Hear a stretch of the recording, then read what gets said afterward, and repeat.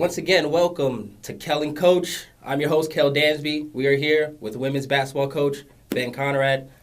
Coach Conrad, thanks for coming back. No problem. We're getting right into it. Last week, huge test, non-conference, like we talked about on last week's show. You said that Hutchinson was a tough team. They entered the game third in the nation. You guys were second. Double overtime thriller. What did you see from your squad in that game? But in general, defensively, offensively, and what made it such a close game? Well, you're right. Hutch is probably the best. There was a good Labette team a couple years ago, but Hutch is probably the best junior college team that I've ever had to go against, and that'd be. We were going on a couple hundred junior college games I've coached in. And they're good. I mean, they've got no weaknesses at all.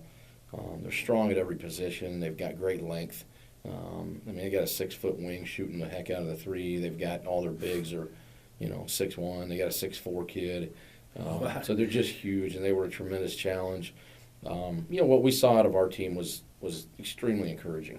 We showed we're good enough to play with those guys, and in fact, good enough to beat them. I mean, we're up 5 with 1:30 to go in the overtime, and probably one stop away from winning the game. And they come down, and got to give the kid credit.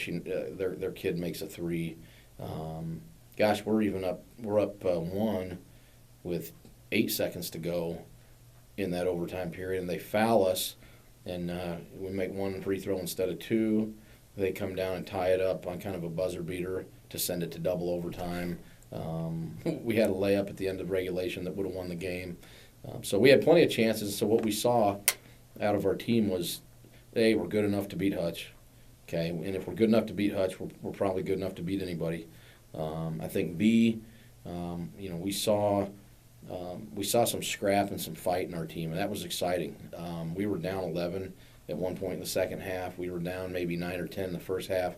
Our kids kept fighting, they kept scrapping, they kept guarding.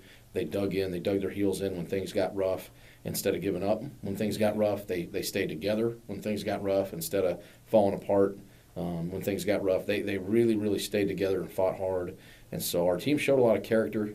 I thought we really grew up that night, that Friday night after Thanksgiving. I think we'll look back on that night as a night when our team, we were heartbroken, we were disappointed that we weren't still undefeated and that we didn't go in and win, one of the biggest road games in the history of this program, or history of at least my career. Yeah. We're disappointed, but gosh, we came away with a feeling like, I came away with a feeling of very extremely encouraged. I thought we did a lot of things that our team's going to need to do to have success down the stretch. Individuals stepped up and made plays. So it was a loss, and I'm not a big moral victory guy. When you get beat, you get beat. But part of the process this time of year is losing and getting beat. Part of the process, and so we talk about that a lot. We talk about that process, and sometimes you don't win all your games, and that's okay. We got better. Definitely got better in that 50 minutes of basketball. And we're going to go on and kind of talk about how you guys rebounded against Dodge City in the second. But before we leave the Hutchinson game, can you pinpoint, because like you said, you guys were down at a point. You guys came back to tie the game at 60, I believe, and then went on first overtime, gained momentum, almost had the game in your grasp. Can you remember a point in that game, maybe a leadership point or a specific play, defensive, offensive, that kind of turned it around for you guys and got you on that momentum and kind of got you streaking? I don't remember one play in particular, but what I do remember is multiple plays where people made big shots, where we just would not go away. Pollys Harrington hit her first 3 of the year, and she's very capable of shooting a 3. She's done it her whole life. She makes a big 3. Amy Briggs makes a big 3. Amisha Carney made a 3 in the left corner from our bench that I thought probably ended the game at the time. It ended up not ending the game, but I just think a lot of different plays, but probably more important is a lot of different stops defensively. Definitely. Plays where we went down and guarded them. And gosh, I'm gonna tell you, they're hard to guard. Gosh, they put pressure on you at all 5 positions. They can score. They can score in transition. They can score. They can score at the basket in transition. They can score from behind the arc in transition. Yeah, that's when it's dangerous. Yeah, in the half court, they can score in the post. They've got bigs that can score in the post. They got bigs that can step out and shoot. They had a big hit 2 threes against us. They have guards that can drive it to the rim, guards that can make mid-range jumpers, guards that can shoot the three. They're a complete team, and they're well coached. They know what they're doing. I would not be surprised if Hutchinson goes undefeated this year. I think it's going to be very difficult for anybody to beat them in our league. And I think they're non-conference. They've got maybe 1 or 2 games left. Don't be surprised if Hutch goes 30-0 in the regular season. I think they're that good. That's great praise for Hutch, and I'm sure they deserve it. Your team defense is something we talked about on the last show, the help defense, and it is a testament on that you guys slowed them down, limited those options. Really, towards the end of the game, it seemed like limited possessions. I mean, the final of the game wasn't out of reach. Thinking it was tied 60-60, you guys had a chance. You guys end up losing 77-85, but that's kind of the end of the game theatrics that put the score a little bit wider at 8 points. But that you guys can go from 60-60 and in 2 overtimes in the rest of that quarter allow 25 points. Yeah. That's the defense really stepped it up, and that's something that I noticed. And you guys seem to be heavily reliant on that defense. I mean, you guys go 10 deep, great defensive rotations. Everyone you bring in knows their defensive assignment. Mm-hmm. It's pretty impressive. Yeah. We did give up 85 points against Hutch, you're right. And that's over double our average. But you got 2 overtimes. And then honestly, the second overtime, you can kind of throw that out. We had 3 kids foul out, 2 starters that fouled out, and we were done. We were depleted. Our kids had put 45 minutes of just everything they had on the floor, and we had the game won. And then Hutch, it's one of those games that when it got to second overtime, we had our kids fouled out. I think we all knew we were probably in a little bit of trouble because Hutch didn't have anybody in foul trouble. They shot 44 free throws on the night, and that's a lot of free throws. Yeah. And we had some foul trouble. So defensively, in a 40-minute game, we gave up 60 points to a Hutch team that was, I think, averaging about 96. So we held them well below their average. In a 60-60 after 40 minutes. I think it was 68-68 after, or 69-69 after 45 minutes of basketball. Yep. So I was pleased with our effort in all areas of the game. I thought we did enough to win. And you go on the road against a tough team, you want to give yourself a chance to win down the stretch, and we did it. And sometimes you got to catch some breaks, and we just didn't. They have a kid that ties it pretty much at the buzzer after the first overtime. Shoots it up over one of our big kids. Our big kid got a piece of the ball, and the ball still went in. We had the play I was telling you about when we were up 5. Up 5, their ball, minute 30 to go in the first overtime. 1 stop, we're probably going to win. And they bring a kid off a high stagger screen, and it was just an entry screen to get into their offense. Well, our kid trips Gardner off the screen, and their kid ends up surprised. And wide open, shooting it. and drills it. Not even part of the inbounding play. No, nothing they were trying to do. It was just an entry to get in their motion. And our kid trips, and the kid just turns, and my kid's on the ground, and the kid hits it. And so that's a break. Yeah, that's a break they caught that we didn't catch, and we've caught a few of those in the past that our opponents didn't catch. And so it was. You get those close games like that, it takes a little bit of luck. Yeah, it's about 3 plays that decide those close games. Like, I mean, one person doesn't fall, you get 1 defensive stop, 1 foul down the lane that's not called. I mean, it decides the game. Before we go on, like I said, talking about the game you guys bounced back and won, I just want to know going forward, there's going to be more tough games, tough division games coming up. The way your team performed in this, and especially the switch in the overtimes and late in the fourth quarter, the defense got really aggressive, but as you said, there was 44 free throws attempted. That comes, in my opinion, with the aggressive defense and getting back in the game. Is that something, kind of a trade-off that you'll take, that aggressive, hard defense, playing in the post, not allowing easy baskets, but giving up high field and free throw chances to another team? No, here's the thing. We don't want to foul ever. I think the 44 free throws is a combination of just 2 overtimes. I think they shot about 12 of those in the second overtime. Wow. I think it's a combination of 50 minutes of basketball instead of 40. Hutch is really good. When you're good, you get fouled. They're big, they're strong, they're athletic. And the way they attack you. They've got an inside game and a dribble drive game that they just constantly put pressure on you. Yeah. So no, we're not going to take a trade off of ever fouling. That's one of the things that we've kind of built our program around and our defense around is guarding without fouling.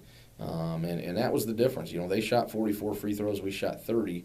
And after the game, when you look at the stat sheet, that was the number that really came out. They shot 14 more free throws than us, and I think they made 16 more than us. So that's 16 points they got that we didn't get. Yeah. And when you go on the road, a lot of the, I thought we had looking at the film, there was a lot of plays where they'd go up and we'd kind of get a little touch foul and they'd call it, and then we'd come on the other end and get in and get maybe a little more contact, and they wouldn't call it. Yeah. But here's the thing: that's going to happen on the road. Yeah, you got to play through that adversity. It's going to happen, and that's what happens. And so the 16 free throws they made above more than ours, that ended up being a huge gap. Because if that's an even number, we're going to win the game. Yeah, definitely. So no, we don't want to foul ever. And if our defense gets so aggressive that we're fouling, then we're playing bad defense. I saw you actually talking about that a little bit in practice today. I mean, your girls, they play defense kind of with their legs and not their arms. You're supposed to.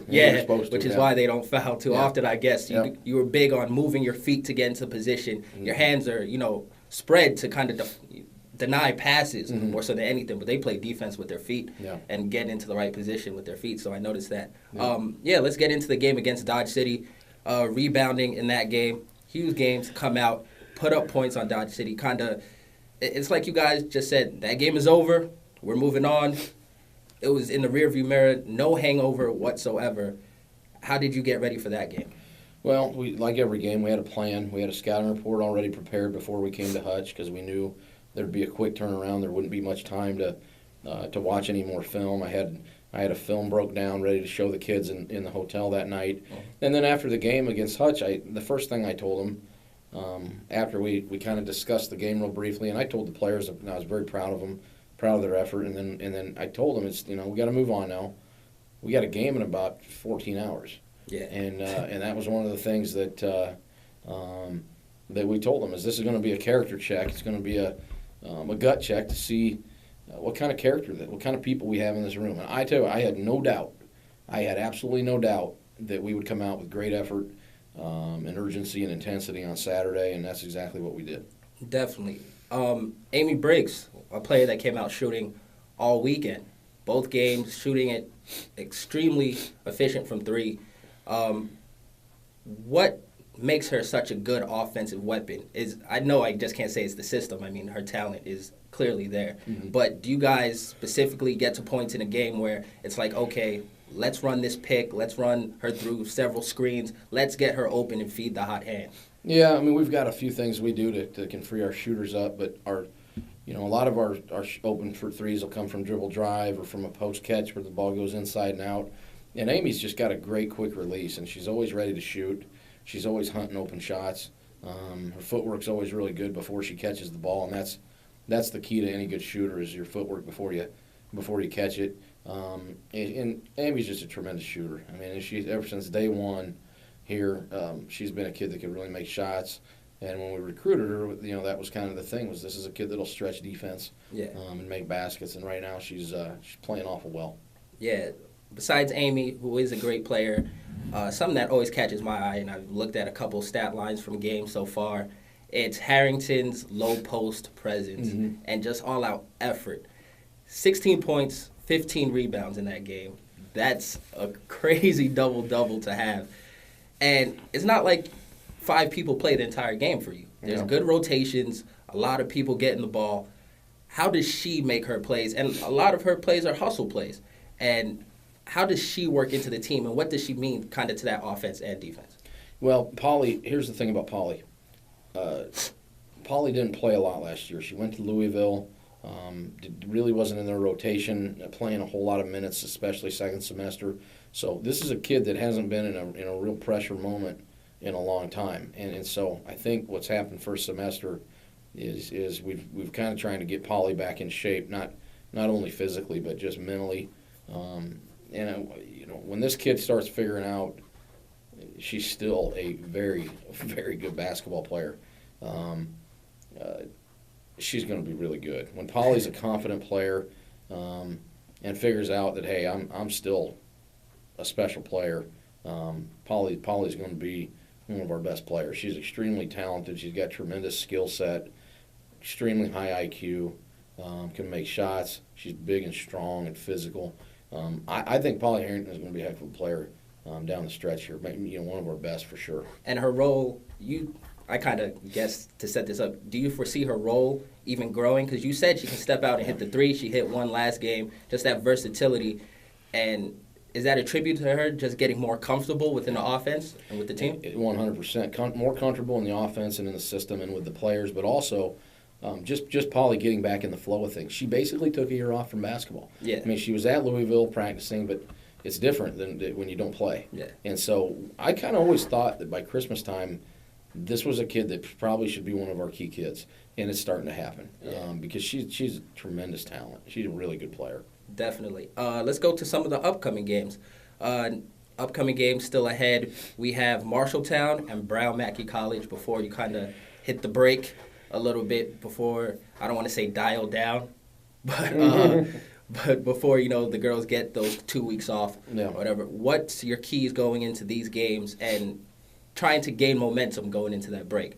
Well, we want to finish strong.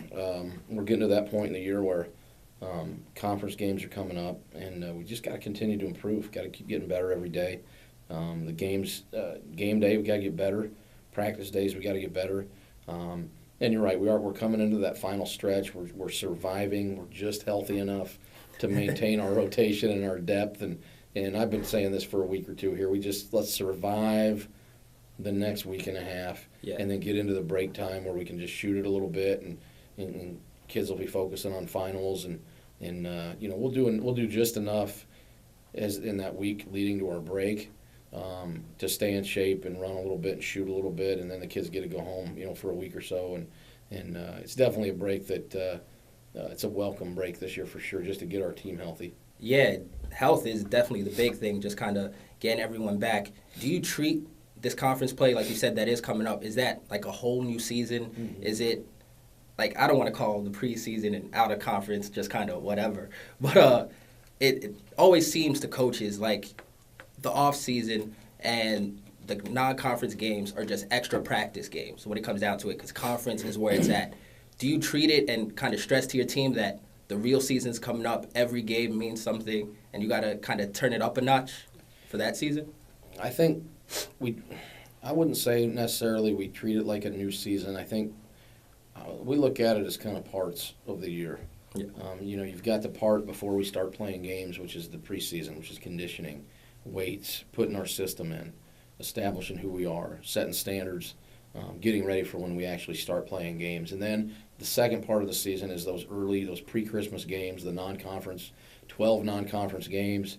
And our focus really is just, the conference is coming up in January. And everybody knows that's the stuff that it all matters. I mean, everything matters. Game. I mean, we go play a scrimmage in Texas, and we're playing Hill College, who's really good, and the scrimmage doesn't mean anything. It's not even going to be on our record, and we really want to win. Yeah. You know what I mean? So they all matter, and certainly the pre-conference games have a lot to do with the kind of season you have. I mean, if you need that momentum. You need the momentum, but then at the end of the year, when you look at what you did, the wins and losses count in the preseason, in November and December. So we're to that point here. We've put a lot of time in, a lot of work, and we want to win. We want the rewards. I want this group to have a special season, and part of having a special season is winning those non-conference games. And so we've got 3 games left. We need to try to win them. Most importantly, we need to make sure we're improving, we're getting better, and then you're right. The conference comes up, and that's when it starts taking on a whole new meaning. And every single night can determine who's going to be the conference champ and who's going to be second or third. This next game you have tomorrow, Marshalltown. You guys travel, I believe, early tomorrow. How do you get your team? Because this is the first road game again since Hutch. Yeah. What do you change with your team? Do you not change anything? Do you think that was just more product of Hutch? What are you doing for the next road game, if anything different? We won't do anything different. Everything's the same. We prepare the same. We'll have a plan. Our routine, the way the pregame meal, getting to the game, everything is going to be exactly the same. The Hutch, you're going to win some games, you're going to lose some games. Yeah. And the Hutch game, getting beat, was a product of them being really good, and then we just weren't. It just didn't work out for us. We didn't catch the breaks late in the game, and they did, and that's just that's just how it goes. So no, we'll go and we'll play Marshalltown, and we'll have the same kind of, obviously the plan for playing them is adjusted Different. based on their team. But Yeah. as far as our overall, the way we approach things, no, we don't change at all. All right. Well, before we get out of here, I like to finish it kind of with a question that's just kind of out there and let people in. The number 2 ranking that you guys still hold Yeah. in the nation, Mhm. even after that tough game with Hutch, how much does that mean to your team? How much does that mean to you personally? Or I don't want to say it doesn't mean nothing, but how much does that fuel you guys? And how much do you think it fuels other teams Well, kind of coming into play? Yeah, I know this. I know it fuels everybody else. I know it puts a target on our back. Not quite at the same level as when you're number 1. Yeah. But there's no question it puts a huge target on your back. I don't mind it. I like it. I think it's fun for our fans, our parents, our kids, I think, like it. And I don't mind it. And I think it's respect. I think somebody out there respects what we're doing, and I think it's fun. I think it's fun to have the rankings, and I think the kids enjoy it. It enhances the student-athlete experience to have ratings, and as long as the kids like it, I'm for it. It doesn't really matter to me, though, as far as I did not have a very good team my first year at Des Moines Area Community College, and we definitely weren't ranked.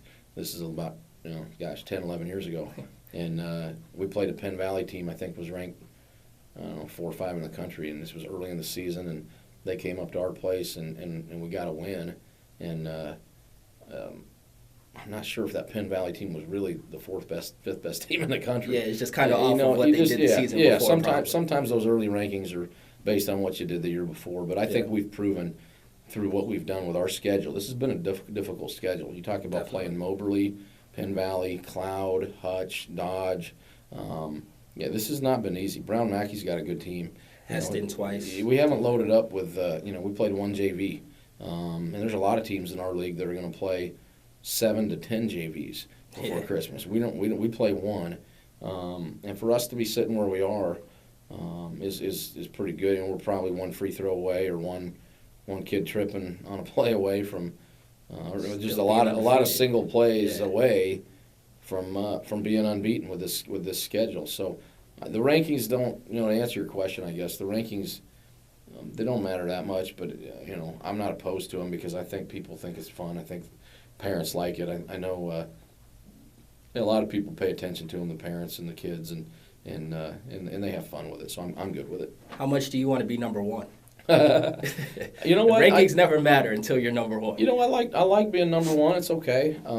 I think it's back to like what I said about being number 2. Everybody gets excited, and I think that's a good thing. Yeah. And I like going places and having that target on our back because I think you can sense it. Yeah. You can sense the energy. You can sense it early in games. A team makes a couple shots and they're beating you 4-2 or something, and they're going crazy. Their crowd's nuts. Their bench is nuts.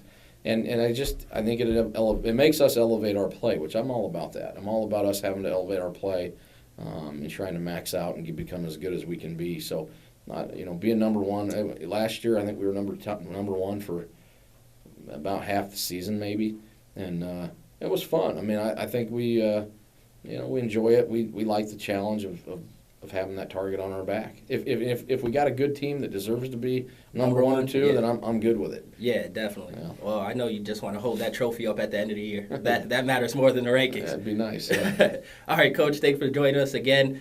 Tune in next week. It's our last show of this semester. We'll be back covering next semester conference games.